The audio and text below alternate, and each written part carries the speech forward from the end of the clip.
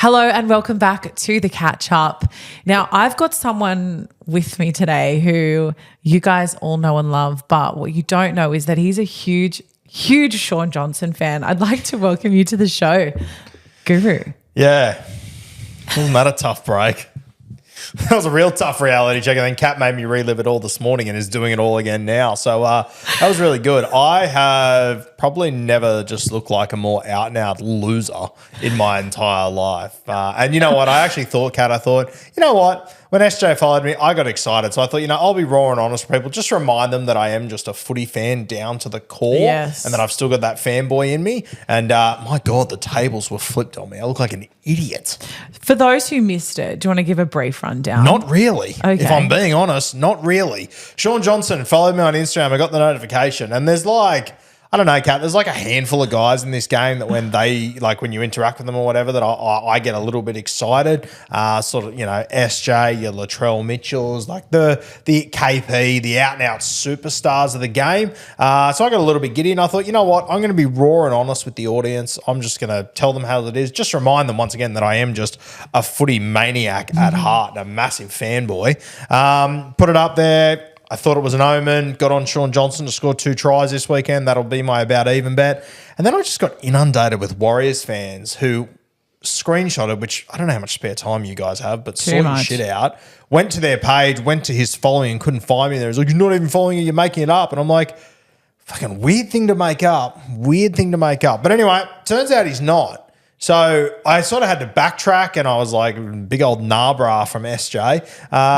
Bit of a weird situation there. And I got the old pants pulled down, as one might say, which wasn't ideal.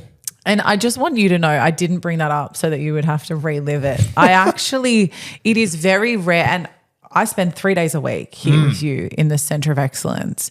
We obviously talk about footy all day long. There are very few players that you show any sign of fanboy with. You keep your cool with everyone.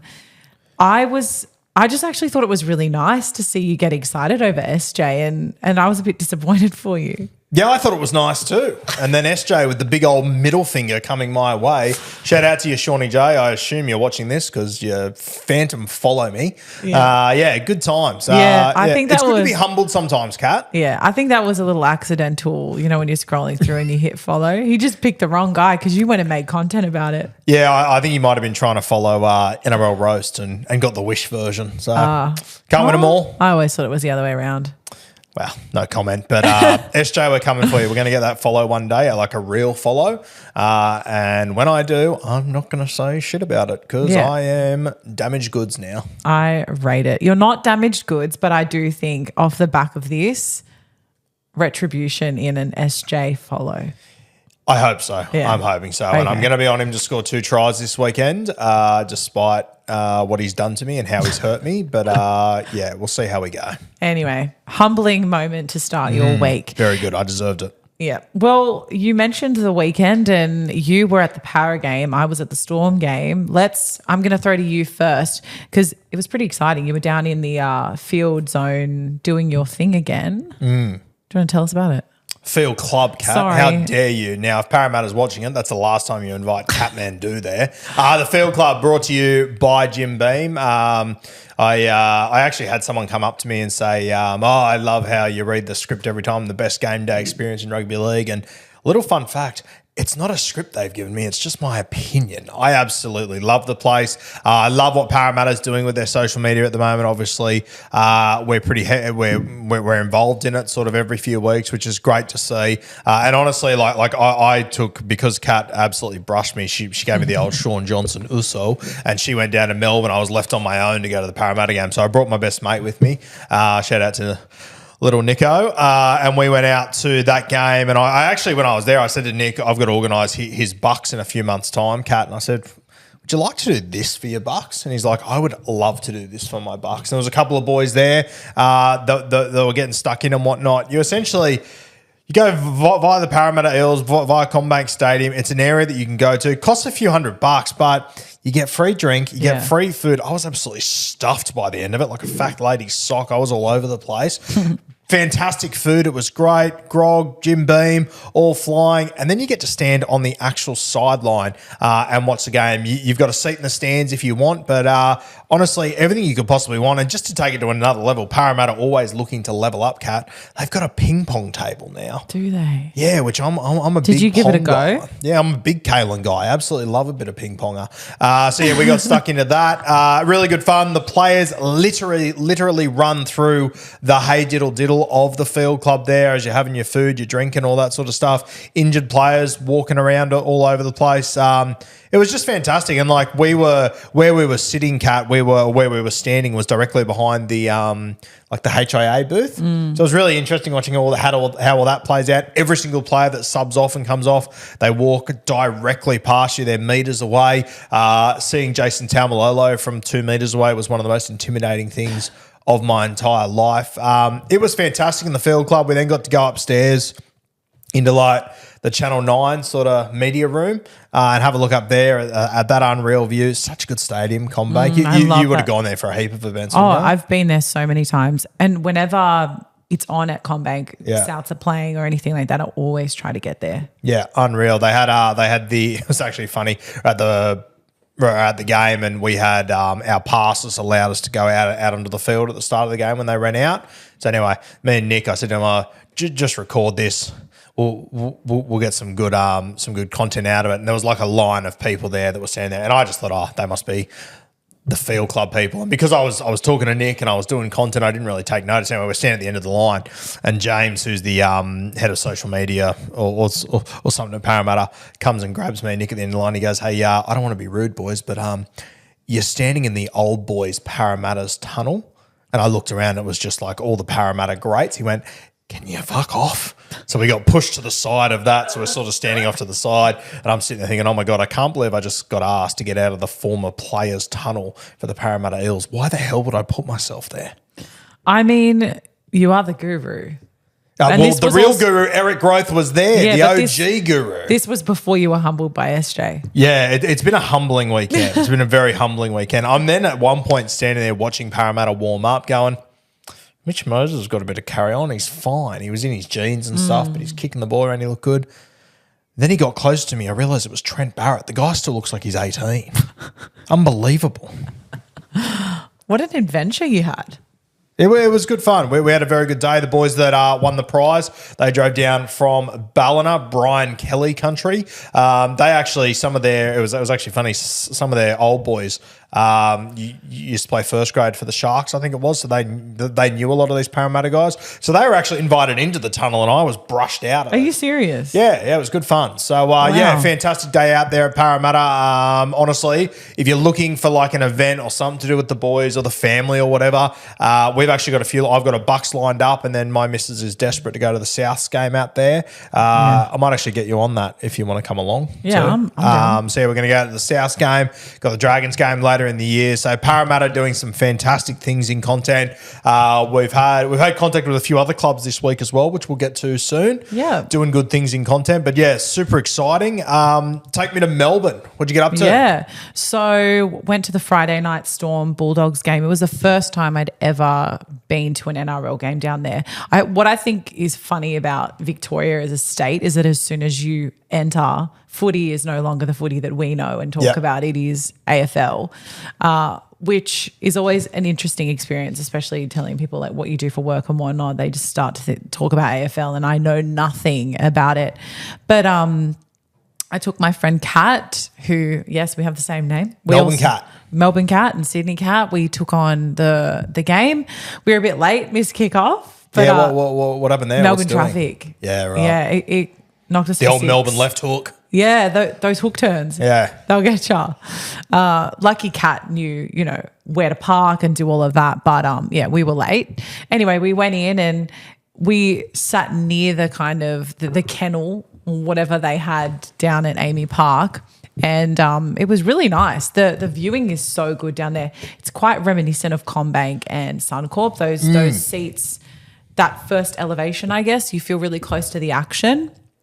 So we had some Doggies fans next to us who'd also come from Sydney. It was their first time seeing them play out of New South Wales. So that was kind of cool to to do that with them. And then the game itself was amazing. I thought that the Bulldogs played really well. I think everyone expected Storm to win that one, but it was a real battle. We really enjoyed it.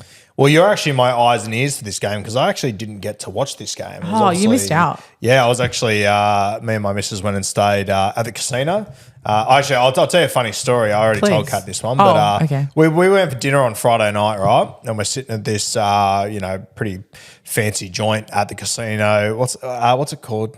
Black, I think it is. It's like a steak joint. So I went down there. We sit at our table, getting stuck into a couple of brewskis, a few cocktails, waiting for steak. Anyway, where I'm sitting, there's like another table about 2 meters away, and it's behind that table is like the city skyline. So I'm sitting there. There was no one at that table, had a clear view. Anyway, I'm talking to Beck. I'm checking the score on the footy. I'm watching the Supercoach side. I'm doing it all. Missed the Swiss Army knife there at dinner. Mm-hmm. And then I look up, and a couple had sat at the table opposite us. Literally 2 meters away, we were looking directly at each other. I looked up. It was Matty Johns and Trish. What on earth, Kat, are the chances? I love it. Of us sitting a table away from each other, looking directly at each other? Wild. Now, bit awkward for me because I obviously know who Matty Johns is, and I've met Matty Johns on a number of occasions, but every time I meet him, he's off his head. So I never know if he remembers me or not. So we had that awkward sort of looking at each other. Do I know? You also said that you've often been introduced as Kempy's mate, and it's like, he's every time he's drunk, I think he recognises me as Kempy's mate. And it's, do I go up and say, hey, it's me, Kempy's mate, or do you just go in? Don't know what to do. Yeah, like also should be noted, Trish runs Maddie's Instagram, and when I first started Guru years ago, I was tagging people rapidly and shit, and Trish actually blocked me off the Maddie Johns. She's unblocked me now, so it was a bit. And then do you know when you were unblocked? Nah, no idea. Oh, probably when I told Cooper at the footy last year, and he pissed himself laughing. He probably texted his mum. Yeah, he thought it was hilarious. So I'm glad someone found it funny. No, they definitely knew who you were, but there's a real thread of just humbling. You also like you're out for dinner and stuff. You don't want to interrupt your blah blah blah. But yeah, I thought that was hilarious. For it to end up like that is wild. Myself and my missus then went into the casino, bet on our anniversary numbers 4, 14, 23. 4, thanks for coming. Bit of do re mi to take home with us there, Kat. A nice little night there. Had good fun. Now back to you in Melbourne. I really hijacked. No, that's your fine. Story there. It's honestly fine. The one thing I love about Canterbury fans, Kat, is that 1 feels like 100. Oh, absolutely. There was a little corner of Amy Park that was just all blue and white, and they had their flags, and a lot of the players came at the end and acknowledged that corner, which was really nice. But it was very clear that it was heavily purple, but they were so loud. Yeah. And it was really nice. And I was 100% backing the Bulldogs in this one. I think I love the underdog, and I wanted to see them do well, especially off the back of last week's performance. And it was nice to see them more or less able to back it up. And it was really just the score at the end of the day leaned Storm's way, but I still think that Dogs put up a really good fight. I've said it before and I will say it again. The loudest noise I've ever heard in my life was at the 2004 grand final when the Doggies won. When that siren went, it was just, I can still hear it. It was deafening. Yeah. And also when Pappy got his ass in bin, it was so loud. Everybody was so just cheering. They were so excited. Yeah, well, I saw you put that on the Instagram story, and me just panic stations because I have Pappy and Supercoach really sent me over the edge at dinner. Well, it was only 10 minutes, so. Yeah, but you lose 8 points, Kat. Doesn't matter. We move on. Oh, my God. What are we doing? Move on. All right. Well, speaking of, I just did want to shout out, you mentioned James earlier. I do want to shout him out. Now, if you saw our socials at the end of last week and the week before, I unfortunately broke the Tom Trbojevic bobblehead, which was real unfortunate. And we were concerned it would be a bad omen but it wasn't. It wasn't a bad omen at all. He actually performed. The opposite. Yeah, he performed very, very well. Now, last week we received from the Parramatta Eels a Campbell Gillard bobblehead, which we've not opened yet. And James actually said to keep it away from me, but it's nice and safe on my desk here, right next to the Guru bobblehead, which just remember I'm always in control of your fate right here. Anyway. So we both received some packages this morning Yeah. from the Canterbury Bulldogs, and I knew mine was coming because they told me a little while ago that they were releasing the Bulldogs Monopoly, and we got it. And I'm really, really excited. We're obviously going to make loads of content with it. You can see on the back which player's which. So I can confirm that your Mayfair properties are Steve Mortimer and Terry Lamb on blue, which makes perfect sense. Yeah, great selections there. Shout out to the Mortimers. Our good mate Morts, Andrew Mortimer from Blue Wealth Property. He has got a walk coming up for charity over the next few days. We'll talk about it more on Beers and Break-Evens this week. But yeah, he's doing fantastic things there. So make sure you get around Morts, one of the great Canterbury families. Kat, I'm a big Monopoly guy. I feel like Monopoly guy. this game could make or break us. 100%, without a doubt, as it should. Yeah, I agree. But do you want to show everyone what you got? Yeah, I would like to show everyone what I got, and I don't want to be a story topper. You went to But Double Bay, I went to Triple Bay. You've been story topping me this whole episode. Yeah, and I'm going to continue to because this makes me very, very happy. So you might have noticed over the socials over the last week or so, probably 2 weeks ago now, I absolutely lost my mind over the Canterbury Bulldogs jersey. I absolutely loved what they did. As I said, that was the loudest noise I've ever heard that night in 2004 at that grand final. And the jersey they wore that night was, of course, their heritage jersey that they brought back the other day. So Canterbury sent one to us. We now got one in the studio. We should keep track, Kat, of which teams' jerseys we've got. We should have like a game of bingo. We definitely We've now got a South jersey, we've got a Doggies jersey, but this one is just all time. And it's even got across the top here, 3rd of October 2004, Bulldogs 16 defeat the Roosters 13. An unbelievable game that night. Obviously, Brad Fittler's last game in the NRL as well. Another reason why I remember that night so fondly. A little tough pill to swallow for me, saying goodbye to Frederick Fittler. But this jersey is unreal. I absolutely love it. The collar. Speaking of Freddie, I heard him blowing up about collars.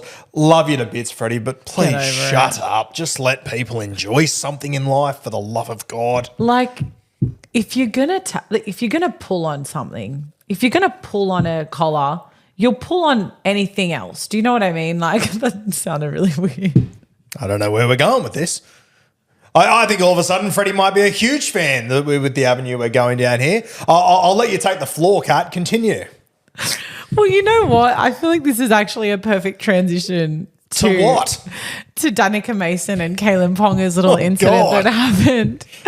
Now, I'm just going to jump straight into it because shout out to Canterbury for the jersey too. We got derailed by Kat's little chicken and corn run down there that scared the living shit out of me. Yeah, but shout out to the Canterbury Bulldogs. Absolutely love the jersey, and that will be proudly displayed in the Centre of CBA Excellence. Centre of Excellence. Now, where were we? Something about pulling off or something or other, Kat? Take us away. So Guru hasn't actually seen this, and apologies for cutting you off there, but I felt it was necessary after you've just hijacked this whole episode so far.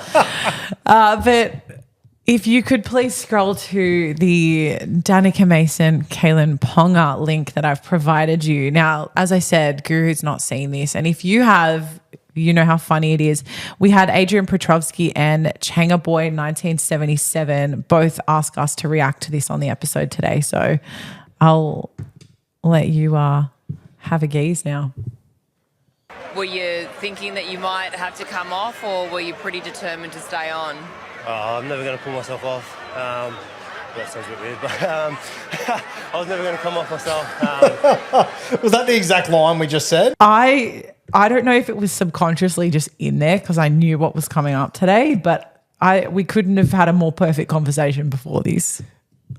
I hate it when that shit happens. I absolutely hate it when that happens, and you're just caught up, and you just want to grab the words and drag them back in. Oh my gosh. Danica handled it really well, but she did comment on one of the clips that went viral about this incident. Yeah. She then commented on it and just said, I have the worst poker face ever. And they were like, no, you did well. But I'm incredibly guilty of letting moments like that just go over my head. Like, I probably in those moments wouldn't have even noticed what he said. Then I've gone and said it myself this morning, but it's only because it's It was planted. I'll tell you, I absolutely love Danica Mason. I think she has added so much to rugby. Same, I love I think her. she's hilarious. Her banter and stuff, it is absolute top shelf. I'm a big Danica Mason guy. Yeah. Big fan. He's a big fan of Danica Mason. Big Danica Mason guy. Yeah, no, I love her. I think I agree. She's brought a lot of quality to the game, but she's very real and authentic. And even though she's in broadcast media where you can get a little bit more stale, Yeah. she's not that at all. She brings so much energy and I love that. No, completely agree. Big fan. All right. Well, then let's skip over that one. So you've now seen it. You can say that you saw it. You mentioned Jason Taumalolo earlier.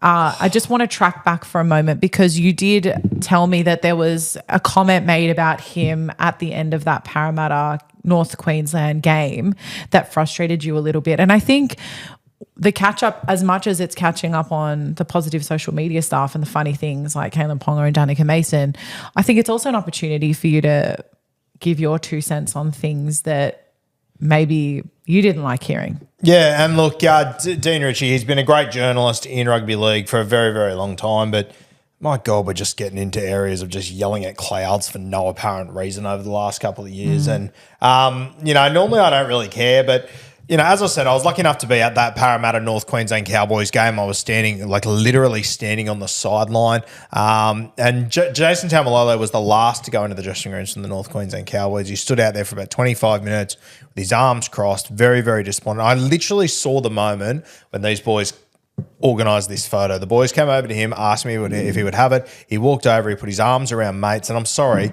what do you want him to do? Do you want him to stand there like he's at a funeral? He's having a photo with guys that he's played international footy with. It's just ridiculous. Like, the guy was absolutely devastated. He stayed out there for 25 minutes after the game, talking to fans and everything and blah, blah, blah. But he had his arms crossed. He had the shits the entire time. You could tell players were sort of walking up to him and sort of walking on eggshells around him. I just think it's so shit to take a photo when you're obviously going to smile for a photo when you're with mates, and then to just paint a picture that he doesn't care about the result. I just think it's just ludicrous and it's bullshit. I think also that's an example of not giving a player the benefit of the doubt and being overly critical in a space where it's completely unnecessary because, as we discussed off camera earlier, it's footy.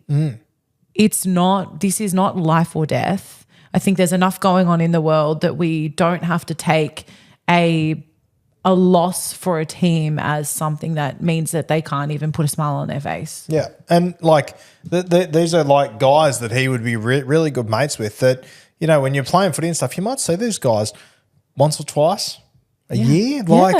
I just think this has been blown so far out of proportion. And once again, maybe this, I just think it's a little bit aged that players have to be devastated after every single game, every single loss, which he was, by the way. We just chose to ignore that. Had I known this was going to happen, I would have taken some video for you guys of Jason standing there with the absolute shits. Him and James Maloney had a very tense conversation, not tense, but like a 10 or 15 minute conversation where you could tell they were going through the games, talking about certain moments and where it went wrong, et cetera, et cetera. When Jason Taumalolo wasn't on the field, he was pouncing up and down the field, ready to get back on. Whenever Parramatta would score points or something would go their way, you could see the angst on his face. I mean, I just hate the and you know what? This is the sort of journalism that will work too. There's a lot of people that will buy into this story because they're the only facts they're given, and it's just complete and utter crap. It really is. So I'm glad that we have a platform where we can present the reality of the situation.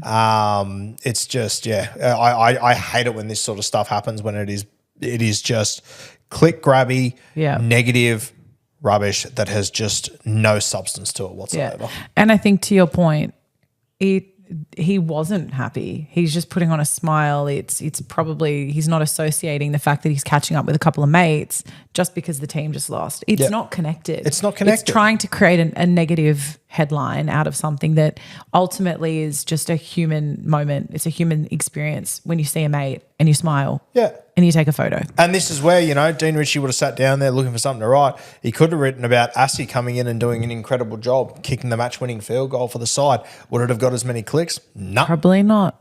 picked his target really well here, and that really annoys me. I mean, you even look at the photo. He's no Luna Park. Like he's smiling, but he's not having a great time. He's not enjoying himself. I mean, I just and you know what I do love, Kat. I think like 5 or 6 years ago, the audience reading this would have just eaten it up and gone, yeah, what the fuck. But I think people now have enough context and they're applying enough common sense and they sort of know what journos are doing with this sort of stuff to be able to see through it to some extent. I love that in like the punters and dribblers page, I saw people just laughing at this article going, it is so ridiculous. It is so absurd. It's, just... I don't know what more to say, but literally I was sitting there watching it. If you think Jason Taumalolo was having a good time after that game, you've been sucked into a journo trap 101. Yeah. Anyway, once again, it's such an irrelevant headline.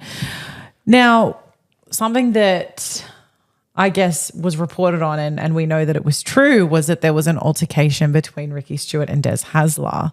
Now, I've provided a link for you there, but I think you already are across this story. But essentially, Hasler had taken an issue with the refereeing in the press conference after those two teams played each other, and it prompted a bit of a tirade from Ricky Stuart. And there is proof that they had a bit of an altercation obviously off camera. It wasn't recorded. But thoughts on? I mean, look, we know that Des and Ricky Stuart, they are probably two of the biggest personalities in terms of coaching in the NRL. And for them to face each other and then for there to be a refereeing issue as well, I feel like this kind of wrote itself. Yeah, a really interesting one here, and you have a look at these two guys. Obviously, they're two, coaches in the game. But like for people that don't understand the context, obviously Jesse Hasler played for Manly, Ricky Stuart played for Canterbury, for Canberra, and then Canterbury at the back end of his career, most for the Raiders. Like these two guys went on the 1990 Kangaroo Tour together. Yeah. These guys played for New South Wales together on a number of occasions. Like they've, they would have been around each other for a very, very long time. Like going on a Kangaroo Tour with someone is a pretty bloody special thing. And yeah, I just love that Ricky Stuart is who he is and he will never ever change. And he brings the Gold Coast Titans down to Canberra, probably the toughest road trip of all time. The Titans have lost their best player for the season. They lost Jaden Campbell in that game. They haven't won a single game all year. Jesse Hasler's going to a place that traditionally hasn't had any success in the NRL. Jesse Hasler has a little bit of a whinge and Ricky Stuart can't even just go, oh, he's having a tough trot, I'll let it go. He just rips him and you arsehole. Not today. It is just, Ricky Stuart, he is such an integral part of rugby league. Oh, it's not even funny. It's when we had that conversation about the most integral players in each team and Guru just straight up said Ricky Stuart for Canberra Raiders. Tom and Eddie say it all the time that Ricky Stuart is just an ornament of rugby league. Like it would just not be the same without him. Guys like him, Wayne, these sort of guys are just every 3 or 4 weeks, whether it's weak gutted dog, whether it's an explosion here or there, whether it's fucking swearing and yelling at Des Hasler because he's having a tough trot. Like, I just love so much about Ricky Stuart. And I've seen a lot of people on social media jump on his bag. He's a dick. He's this. He's a bad person. Blah, blah. Oh, come on. Ricky Stuart, in the meantime, has been running one of the great charities in rugby league for a very, very long time. He's a fantastic person, Ricky Stuart. Does he let his emotions get the better of him at times? Yes, he does. But I'll tell you what, if I'm a Canberra Raiders player, I want the coach that's going to go into the trenches for me and that's not afraid to tell another coach to F off. Because that's the passion. That's what. And if you're coaching the Canberra Raiders, you can't sign any superstars. No one wants to go and live down there. You've got to have tough, gritty guys that are going to be there, and your coach is going to have your back. So I get it. Ricky's the guy that you want in your corner. 100%. 100%. Now, this Fox Sports article, I wanted to read this out because it was it explains the tense exchange between the pair. So about 20 minutes after the game, after Des had done his press conference and blown up, he went to the Canberra Raiders dressing room and he wanted to see Ricky before Ricky went to his press conference. He wanted to man up and tell Ricky to his face that he had just sprayed the referee and wasn't happy and thought his team should have got the money. Ricky came outside and they stood there and had a reasonably heated exchange that went on for a minute or so. Once again, it's just it's like a sitcom with those two. And I wouldn't change it for the world. Neither would I. Two passionate rugby league guys. And this is what rugby league's about. You're not going to agree on shit. And I absolutely love that for a change, we've got two blokes that go and say it to each other instead of drop little breadcrumbs throughout the media during the week and have little sly digs.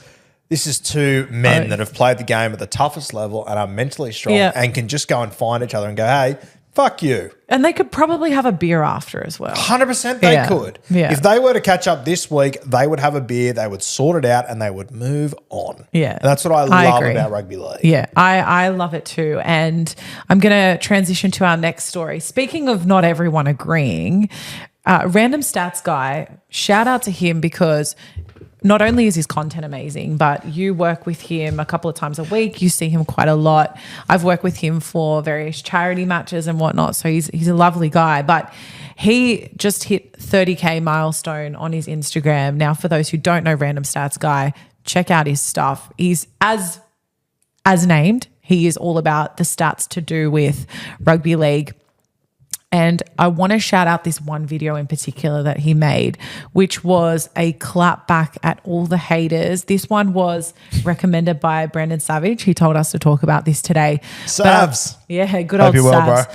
So this one, you'll see it on the screen, but this is just a gold response to the haters. And I wanted your reaction to it because obviously you've been in the rugby league social media space for a long time and sometimes you just need to clap back. Yeah, and look, Rando, he cops a lot. He'll put up his stats and his predictions based off the stats and people give him a lot of crap. And when I put up my predictions and people give me crap, I'm like, you know what, fair, because that's my vibe and that's what I predict is going to happen. Yeah. Rando is literally providing you with stats. He is telling you what the stats say. If you don't agree with them, that's not Rando's fault. That's the stats' fault. So I imagine it must be super frustrating. But on the weekend, and I don't know what the entire context is, I think he put in his tips for the weeks based on stats, went 8 from 8 and just absolutely bombed everyone with this post here. I don't even understand the context, Kat. Like most things in pop culture, I've got no idea what it is. But my God, it caught my attention and I absolutely loved it all time. Yeah, so this AI meme is going viral. It's taken from a concert, but then everybody's just putting the editing's unreal. It kind of freaks me out a little bit, to be honest, how real it looks at times. But it's just the best way to respond to these haters. And those tips are pretty crazy. And then I saw a comment, of course, on, because obviously the Manly Warriors game, they were tied. Yeah.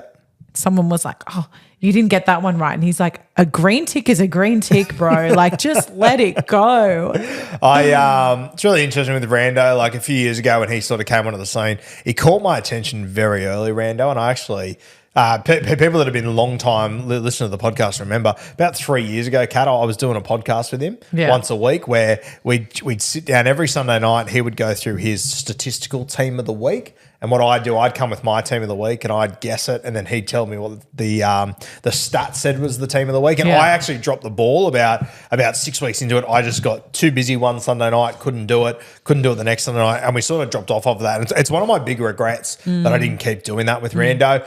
He's obviously working with Timmy at SC Playbook now, doing fantastic things, and he's also on About Even with us, does unreal things. He's just gone full-time, Rando. So, I absolutely love being able to watch, Rando's journey all the way through. He's a very good fella, a very good looking rooster as well. Played Harold Matts and SG Ball at the North Sydney Bears back in the day. Didn't know that. Yeah, he did. Yeah, he's actually, well, you would have seen on the charity day, very handy footballer, Rando. He did a lot of the heavy lifting at the charity match. Clive Churchill medalist, how good. But yeah, always been a huge Rando fan. I'm so glad to see him going full time and doing really well. How good's the day when you leave?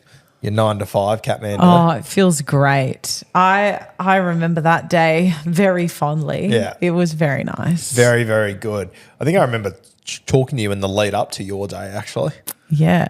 I think I dropped some hints that I was going to make the move at some point. But I think to his credit, he's obviously waited until he's built up enough of a base to be able to go off and do his own thing. But there's a big risk in it too, right? 100%. Letting go of a secure job. I let go of a full-time, very stable I knew it's I guess it's that thing of I know what next week looks like and I know what I'm going to be doing in 2 months' time. And in this job, it doesn't necessarily feel like that, but it doesn't feel like work either. So for me, it's worth it. Yeah, completely agree. So shout out to Rando, full-time Rando we call him now that he's gone all in, which is great to see. One of the great blokes in rugby league. Rando, really it's such is. a niche thing to make something out of. It's unreal. It's so good. And he's just launched a Patreon too, a Patreon, I believe he calls it, something rogue, or we're giving him shit on about even the other day. Is this he like says the word weirdly. Is like pecan and pecan? Yes, he just says it weirdly, which I think is hilarious. And the boys absolutely gave it to him. But go and join his Patreon. He showed me it the other day. It's actually incredible, and it's themed like a early 2000, late 90s big league. Huge fan of it. So make sure you go check out Rando's Patreon. You can find it on his Instagram page. Doing unreal things. Yeah, that guy. Absolutely, go check him out. Now I want to dive straight into the guess roo. Oh. We've gotten to the end of the episode, but we've also gotten to the bit that everybody loves the most. Let's do it. So let's roll. Now, this one was sent in by Todd Greasley. Does the name ring a bell? Yeah, it does. He's a big. He's always been a big guru guy. Love Toddy. that. He's been following for quite a few years. So shout out to you, Toddy. Always appreciate you, bro. Shout out to you, Toddy, and shout out to everyone who's been sending these guest roos in. You save me some work. And you make life more exciting for us here at the CBA Centre of Excellence. Love that. Okay, are you ready? Yeah, let's do it. All right, let's jump in. Question number 1, or clue number 1. I was born in 1980 in Western Australia. Oh, 1980 in Western Australia. So 1980 means that he is 10 years older than I, 12 years older than me. So he's about, what does that make him, 43? Yep, 43 years old. Okay. I've already got someone in mind simply because it's Western Australia. Are you serious? I've got someone in mind. Well, there's not many born in WA. There's one that I'm thinking of that I know is born in WA, but I'm not actually sure if he's 43. Probably wouldn't be far off it. What year is it now? 2023. Oh, I don't think he'd be that 2024. old. 2024. I don't know if he'd be that old, actually. Next clue. Let's get rolling. If you anyway, if you were to get that off the WA is a pretty unique thing. I know. There's not many guys. I know, but that's still Yeah, we'll see. This is guru territory. Yes. I debuted in 2002. Debuted in 2002. 1980 debuted in 2002. So he debuted when he was 22 years old. Interesting. Okay. You're a real mathematician, by the way. Thank you. Just showing off. Another clue? Yeah. Okay. I played for the Cowboys and Titans. Not just the Cowboys and Titans, but those are 2 clubs that have been provided. Okay, it's not who I thought it was. Okay. So that's out. Shout out to the great James McManus, I think might have been born in. Now I'm actually questioning if that's true at all. Okay, so played for the Cowboys and the Titans. Is that what you just said? Mm-hmm. Cowboys and Titans made his debut in 2002. So he either made his debut with the Cows or he played for another club before the Titans. Okay. Yep. Give me another clue. At the time, I equaled a club record for most tries in a game with 4 versus the Bunnies. Cowboys, Titans. I scored 4 tries against the Bunnies. Okay, so debuted in 2002. I remember watching one night a guy for Canberra named Marshall Chalk scored a heap of tries for the Canberra Raiders against South Sydney. I remember Nigel Vunganar scored a heap of tries against South Sydney one night. I imagine that if he's scoring 4 tries against South, it's probably in the early 2000s, I would say, that night. This is interesting. Played for the Titans, was capable of scoring 4 tries, and was from WA. I'm trying to think of guys that have played for the Titans that were try scorers. You've obviously got like Matt the Rat Rogers. You've got Chrissy Walker. Played for the Cowboys as well. Gavin Cooper? He didn't only play for the Titans and the Cowboys. Yeah, but they're the two teams I know he played Okay, for. great. Okay, another clue? I have played 8 games for the USA. 8 games for the USA. Okay, wow. 8 games for the USA. So guys that have played for the USA, I think Clint Newton played, Matty Peterson played, Junior Paulo might have had a game there for the USA as well.